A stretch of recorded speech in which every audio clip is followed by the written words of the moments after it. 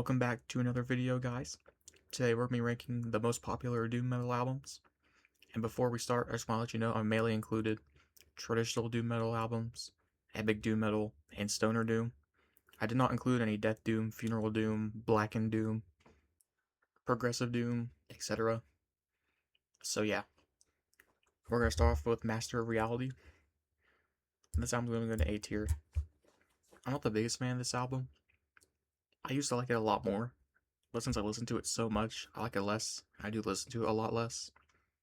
But it's still a great album, and Black Sabbath did an amazing job with this album. And my favorite songs from the album include Sweet Leaf, After Forever, Lord of This World, and Into the Void. And the other songs, like Children of a Grave, is still a good song. I don't like it as much as everyone else, but it's still good. The interludes I don't really care that much for, though, like Embryo, or Orchid, or Solitude. Solitude especially is a really unnecessary song for me. But yeah, still a great album. Not much to really be said about it. And yeah, I'll keep it in A tier. Next we got Epicus, Doomicus, Metallicus from Candlemass. I'm putting this album in S tier. This is easily one of the greatest doom metal albums ever made. And it was of course the first epic doom metal album. And Candlemass have a lot more good albums too. And all 6 songs are great. Solitude, Demon's Gate, Crystal Ball, Blackstone Wielder, Under the Oak, and A Sorcerer's Pledge. All of them are great. It has a very unique sound, especially for the time. It has a perfect mix between acoustic and electric instruments. It just has a very dark and hopeless atmosphere that can't be easily replicated. So yeah, Epicus Doomicus is a fantastic album. And not much needs to be said about this one either, other than it's awesome. And it's unique, and it's great. Next we got Relentless by Pentagram. And I also put this album in S tier. I like every song. And if you like Black Sabbath, then you'll like this. Because Pentagram basically are like the American version of Sabbath. They even had demos in the 70s. When Sabbath were popular. But sadly they never released a proper studio album until 1985. Which is very unfortunate for them. Because they could have been one of the first ever metal bands in general. But since they could not release any of their demos on an actual studio album, sadly, that never happened.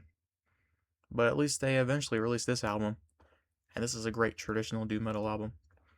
So yeah, if you like Sabbath, you'll like this, and I would highly recommend it. And the riffs are just so good.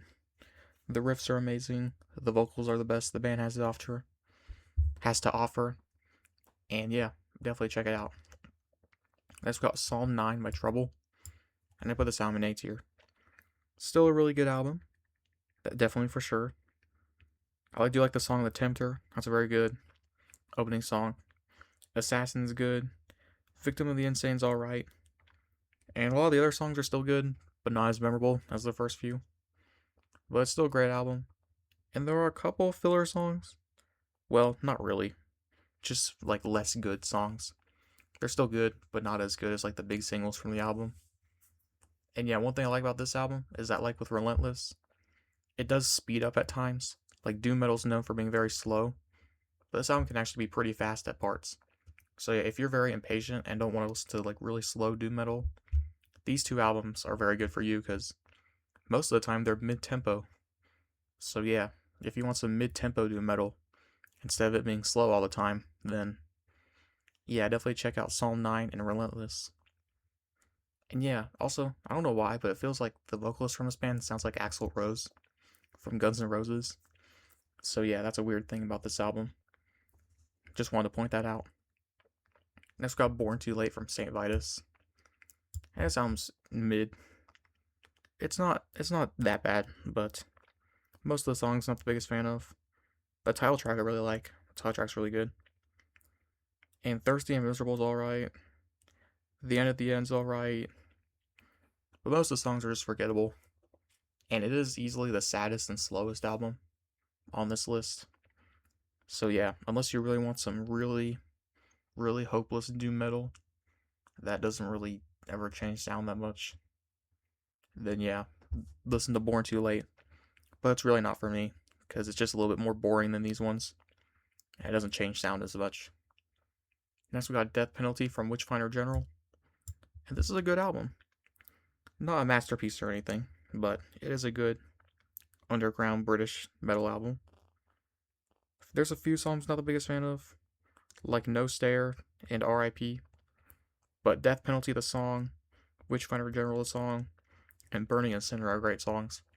So yeah, this album has plenty of good songs. So yeah, definitely check it out. It's pretty short too, it's only 31 minutes, so you might as well check it out. And like with Psalm 9 and Relentless, this one's a lot faster than a lot of doom metal albums. So yeah, if you don't want your doom metal to be really slow, and you want it to be like mid-tempo, or even fast at times, then definitely check out Death Penalty. Next we got Into the Depths of Sorrow from Solitude Eternus. And I probably put this in D tier. This is an extreme hot take, but this album is pretty boring to me. Where Angels Dare to Tread is the only song I really like that much.